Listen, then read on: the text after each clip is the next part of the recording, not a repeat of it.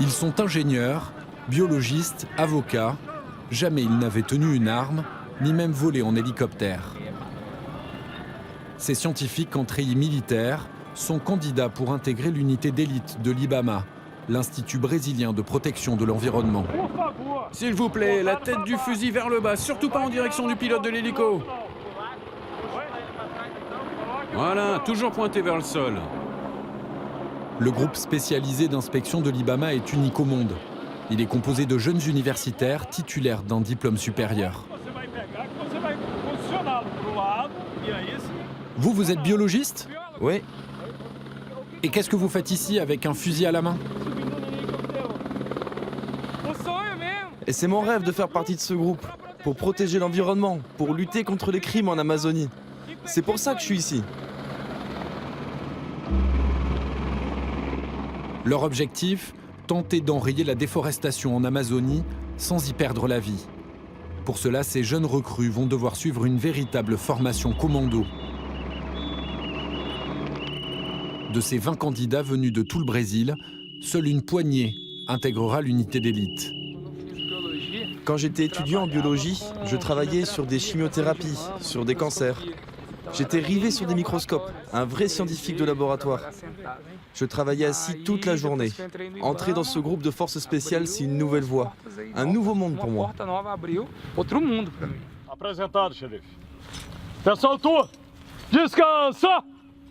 Voici celui qui a eu l'idée de cette unité spéciale il y a 3 ans, Roberto Cabral, lui-même biologiste de formation.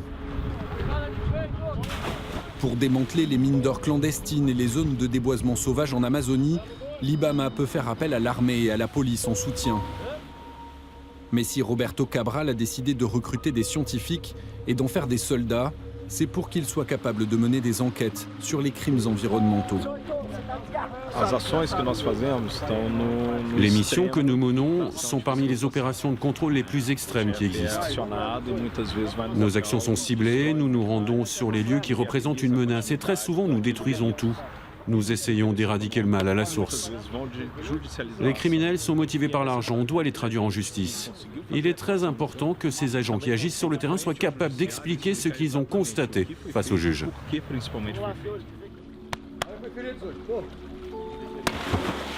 Mais pour apprendre à intervenir dans l'environnement très hostile de la forêt vierge,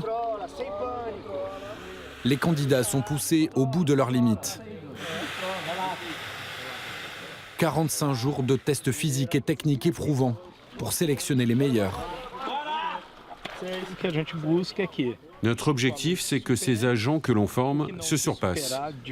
Lorsque l'un d'eux n'y parvient pas, on lui laisse une seule chance.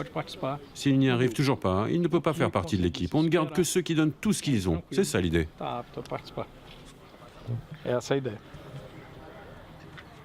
Prendre les armes pour défendre la forêt amazonienne, risquer leur vie pour sauver le poumon de la planète, un choix difficile que ces scientifiques soldats n'ont pas fait de gaieté de cœur. J'ai étudié le droit, j'ai mon diplôme d'avocat. C'est grâce à ça que je fais partie de l'équipe. Aujourd'hui, fini les études, je suis devenu un guerrier. Aujourd'hui, on apprend que les délinquants sont de plus en plus organisés. Ils n'ont pas de limite dans la violence, ils sont prêts à tout. Si l'État n'intervient pas, ils se disent qu'ils ont le droit de tout faire. C'est pour ça que j'ai voulu intégrer cette équipe de spécialistes, pour pouvoir être à la hauteur de ces criminels et les affronter à armes égales. L'Amazonie, c'est 7 millions de kilomètres carrés de forêt vierge, dont le Brésil possède plus de 60%. Un océan vert, aujourd'hui plus que jamais en danger. En 2016, la déforestation a augmenté de près de 30%, un record. Dans les États amazoniens du Pará et du Rondônia, de vastes zones de forêt vierge disparaissent tous les mois. Cette reprise massive du déboisement et des mines d'or illégales s'est accompagnée d'une explosion de violence. Les criminels sont lourdement armés. Les membres de l'IBAMA sont les premières victimes. En 2015, Roberto Cabral est atteint par un tir de fusil en opération. Ces trafiquants volent le bois de la forêt, sont prêts à tuer pour continuer à agir en toute impunité. L'État brésilien n'acceptera jamais cela. Depuis Brasilia, la capitale, au siège de l'IBAMA, Roberto Cabral dispose désormais d'une petite unité d'élite, prête à intervenir partout en Amazonie pour répondre à cette hausse de la violence. Nous faisons face à différents types de délits selon les zones géographiques. Dans la région du Maranhão, c'est beaucoup de coupes illégales de bois. Dans cette zone de terres indigènes, pareil. Et ici, il y a beaucoup de mines d'or illégales. Notre stratégie, c'est d'arriver sur place le plus vite possible pour détruire les machines et arrêter les délinquants. Réunir un maximum d'informations pour les identifier et comprendre qui est derrière toutes ces opérations. Nous intervenons dans un contexte hostile et violent. O GF surgiu basicamente pautado nisso, ambiente inóspito e hostilidade em relação à ação. Eles são Nos agents sont une élite, des contrôleurs spécialement préparés pour protéger l'environnement. São os agentes mais preparados para trabalhar na fiscalização de licenciamento ambiental. Aucun de ces scientifiques soldats ne sera payé davantage pour les risques encourus. Ils sont tous volontaires. C'est le prix de leur engagement qui va les maintenir loin de leur famille durant de longues périodes. Leur conscience environnementale les a poussés à prendre les armes. Sauver la forêt pour eux est une priorité. Renato est biologiste. À 27 ans, il est titulaire d'un master dans l'étude des poissons d'eau douce. J'ai des convictions et je veux me battre pour les défendre. Je veux montrer la voie à la société brésilienne qui ne considère pas encore la protection de l'environnement comme une priorité. Aujourd'hui, les crimes environnementaux ne sont pas reconnus comme de véritables crimes. Or que c'est une évidence, ils devraient l'être. Vous ne verrez jamais quelqu'un derrière les barreaux pour ça. C'est pour cette raison que nous croyons tellement en notre travail. Ce qu'on fait est très important pour la société, pour le monde entier. De extrema importância para a sociedade, para o Brasil, até para o mundo, na verdade. A gente acredita nisso, sabe que a gente pode entrar no mato. On est conscient des risques qu'on va prendre en forêt. On sait qu'on peut partir en mission et jamais revenir. Mais on n'a pas peur. On accepte ce risque. Et il faut bien que quelqu'un fasse ce sale boulot. Alguém tem que fazer, né? Esse trabalho sujo.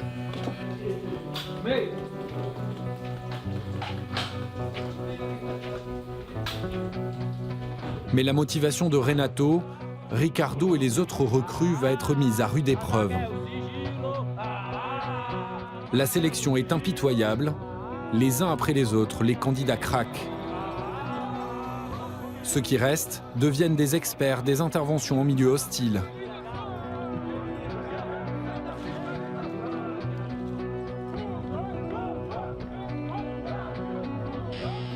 Après 1 mois et demi, voici les 5 qui ont tenu bon. Je vous félicite. Aujourd'hui se termine votre formation.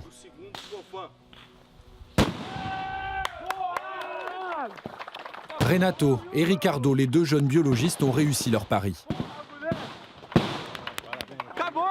C'est fini! Bravo à toi, bienvenue parmi nous.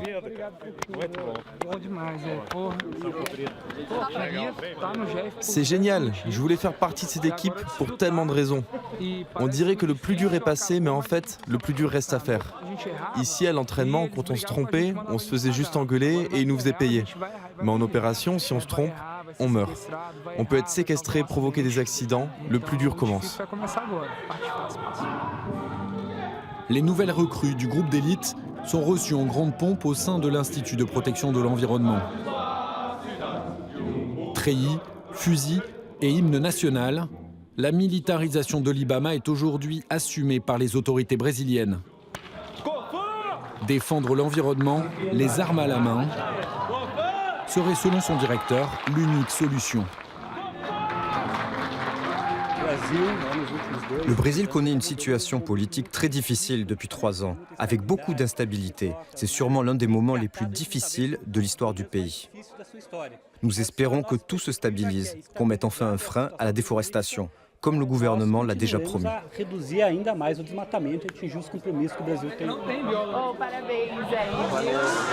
L'Amazonie en danger est au cœur des débats au Brésil. En avril dernier, à Brasilia, des milliers d'indigènes décidaient de marcher sur le Congrès pour défendre leurs terres. Ils sont les premières victimes de la déforestation sauvage.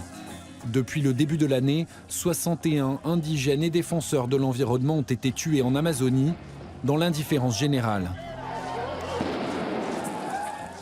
La démonstration de force est durement réprimée, alors que le gouvernement conservateur s'apprête à légaliser la déforestation d'immenses zones de forêts vierges, jusque-là protégées.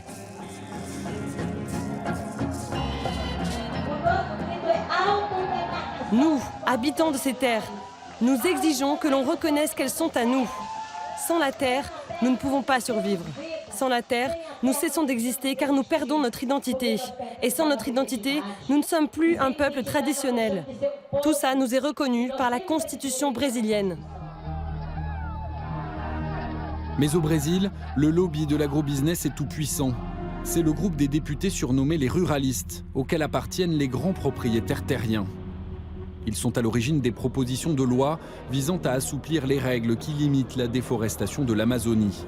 Un groupe soudé et très influent.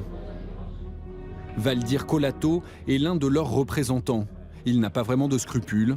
Son objectif, raser la forêt pour la transformer en pâturage. Le Brésil ne peut pas s'offrir le luxe de laisser la moitié de son territoire abandonné. Pour le laisser aux mains de qui? Hein? Dites-moi. Pour les Indiens? Pour les laisser juste chasser et pêcher? L'économie du pays doit pouvoir se développer aussi en Amazonie, partout où c'est possible en réalité. Si on ne déforeste pas l'Amazonie, on ne fera jamais pousser le soja, le maïs, le riz, ni les haricots qui nourrissent les Brésiliens et le monde entier. On n'a pas encore trouvé le moyen de faire pousser tout ça sous les arbres. Si on nous interdit d'exploiter la forêt, ok, mais alors il faut nous payer. Son groupe de députés et de sénateurs fait tout pour accélérer la déforestation de l'Amazonie. Il refuse de plier face aux revendications des indigènes ou des associations de défense de l'environnement. Ils exigent au contraire que des centaines de milliers d'hectares de forêt puissent être exploités.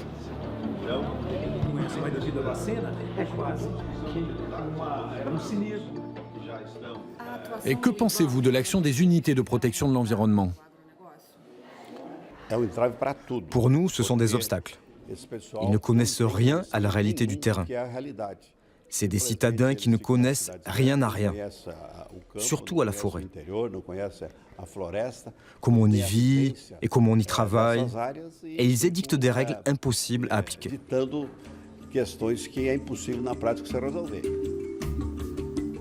Alors loin de tout, au cœur de l'Amazonie, la déforestation illégale s'accélère, sans contrôle ou presque. C'est d'ici, sur les rives du fleuve Amazone, que partent les troncs de bois précieux à destination du monde entier. Du bois difficile à tracer, souvent issu de coupes illégales. Et partout, les pâturages ont remplacé la forêt vierge. C'est dans cette région qu'opère le groupe spécial de l'IBAMA. Première mission ce soir pour les nouvelles recrues qui viennent d'intégrer le groupe d'élite. Ils doivent intercepter des bûcherons illégaux dissimulés dans la forêt. Des indigènes qui vivent sur ces terres leur ont indiqué leur présence il y a quelques heures.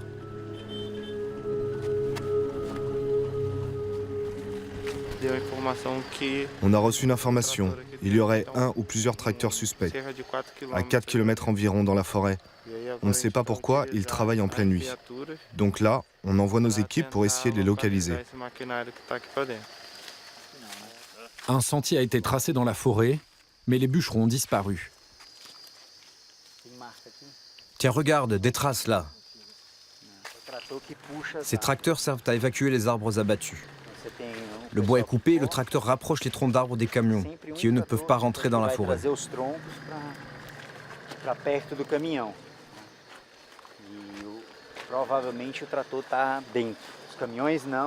Là, il a beaucoup plu. Vous avez vu les traces? Il ne doit pas être loin. tento, Rubira, tô com o rádio ligado. Acordou com o barulhão. La piste aboutit devant une ferme qui dispose d'un tracteur. Mais le propriétaire nie toute implication. On a entendu dire que vous extrayez du bois ici. C'est possible. Moi, je suis pas au courant. Ça fait 15 jours que je travaille dans le coin. Mais avant toi, tout ça, ça a bien servi à quelqu'un. Oui, avant, le tracteur a servi à transporter du bois, je pense. Il affirme qu'il ne vole pas d'arbres, malgré tout ce que nous avons trouvé ici. Il nous affirme qu'il utilise ce bois pour faire la clôture de sa propriété. Pour l'instant, son tracteur n'est pas une preuve. On continuera demain. Un coup d'épée dans l'eau. Retour à la base.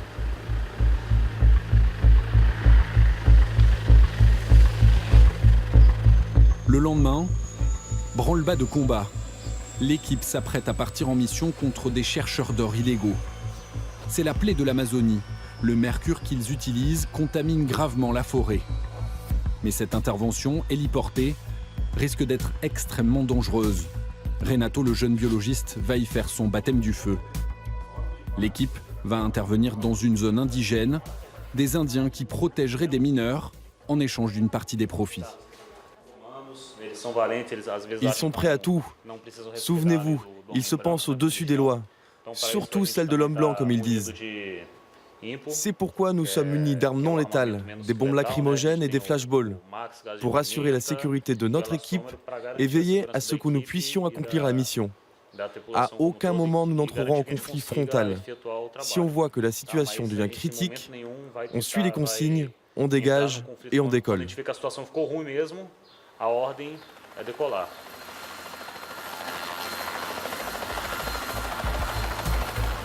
Leur cible se trouve à 200 km au nord.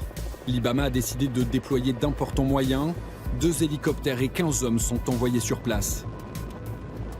Les mines d'or illégales se comptent par dizaines. Voici celle où ils vont intervenir. Une mine à ciel ouvert. Les cratères sont des bassins contaminés par le mercure pour agglomérer l'or et l'extraire plus facilement. La forêt a été ravagée.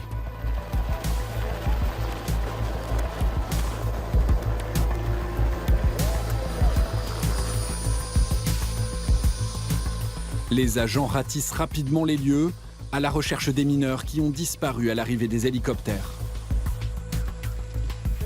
Y a quelqu'un là-dedans? Sortez! Force spéciale d'inspection!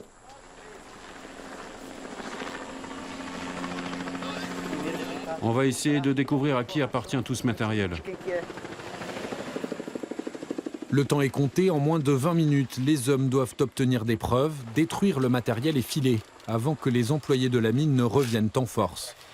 Ça, c'est le kilométrage et les heures travaillées notées par le conducteur. Et là, on va commencer par tout brûler. C'est les propriétaires qu'on cherche avant tout et ça va les faire sortir. Quelqu'un s'approche? Là-bas. Attention. Et toi, viens par ici.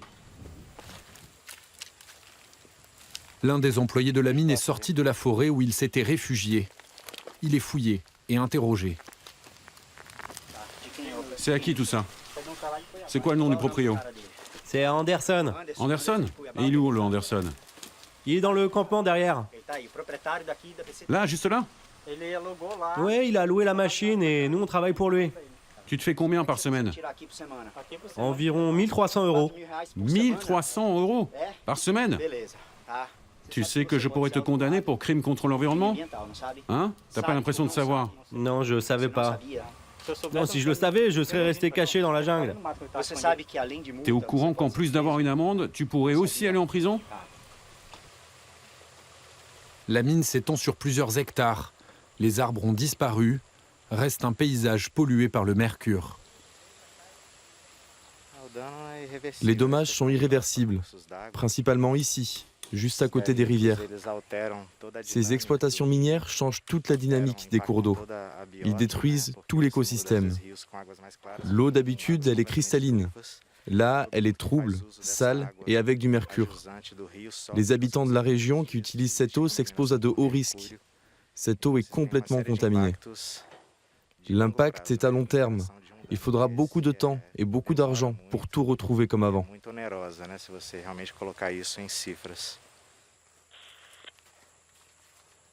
Avant de partir, Mauro, le chef d'équipe, met le feu au tractopelle pour au moins empêcher les mineurs de continuer à creuser.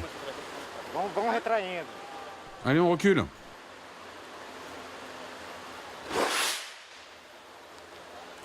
Mais l'incendie de leur outil de travail pousse les employés à sortir du bois. Un homme torse nu tente de s'interposer. C'est un indigène. Les hommes l'aspergent de gaz lacrymogène pour permettre à l'équipe de battre en retraite.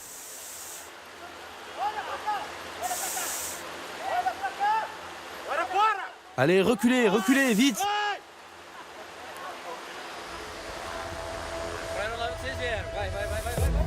L'équipe d'intervention est contrainte de repartir précipitamment. Sur le retour, nous survolons des dizaines d'autres mines illégales. Le fleuve est totalement contaminé. Malgré le déploiement de forces de l'IBAMA, le résultat de l'opération est maigre. Un tractopelle incendié pour 15 hommes mobilisés, 2 hélicoptères et des jours de préparation. Et une question, l'usage de la force a-t-il été disproportionné? Pour le chef d'opération, tout le groupe était en danger. Les mineurs étaient armés et prêts à intervenir. Les employés du camp commençaient à sortir. Tous, ils voulaient nous empêcher de mettre le feu aux machines. Vous vous sentiez en danger? Oui, la situation commençait à devenir très risquée. Trop. Sur cette terre indigène, les mineurs illégaux arrivent à corrompre certaines tribus. Un autre défi pour l'équipe de protection de l'environnement. Les Indiens gagnent beaucoup d'argent grâce à l'exploitation de ces mines d'or. C'est un boulot qui rapporte énormément. Mais là, on a pu obtenir des informations et des documents qui vont nous permettre de mener de nouvelles missions sur la zone, pour monter un dossier solide. Maintenant, on se retire. Les machines vont rester, et pour la suite, on va trouver une autre stratégie. La tâche qui attend le groupe d'élite est immense. Face à l'ampleur des dégâts, leur bataille n'est-elle pas perdue d'avance? L'enquête commence pour tenter d'identifier les propriétaires de la mine. Un travail de fourmi, de patience et de persévérance pour ces scientifiques soldats. Les preuves récoltées dans cette opération leur permettront de se porter partie civile dans les procès à venir, pour peut-être arriver à faire condamner les responsables de la mine. Ce que vous avez vu aujourd'hui, c'est ce que vous allez voir de plus en plus à l'avenir. C'est du pur vol, du vol de bois, du vol de minerais. Les voleurs, ce sont eux qui arrivent les premiers, et ce sont eux les plus riches aujourd'hui. Et malgré tout, je crois que ça vaut la peine de protéger ce qui reste encore de cette forêt. En 30 ans, l'Amazonie a perdu plus de 18% de sa surface, soit 2 fois la taille de la France. Sur ces images satellites, les zones claires, déforestées, grignotent inexorablement la forêt primaire. Lors des accords de Paris en 2015 sur le réchauffement climatique, le Brésil s'est engagé à éliminer la déforestation d'ici 2030. Les moyens de l'IBAMA paraissent pourtant bien dérisoires. Le gouvernement, largement sous l'influence des lobbies agroalimentaires, tiendra-t-il sa promesse ?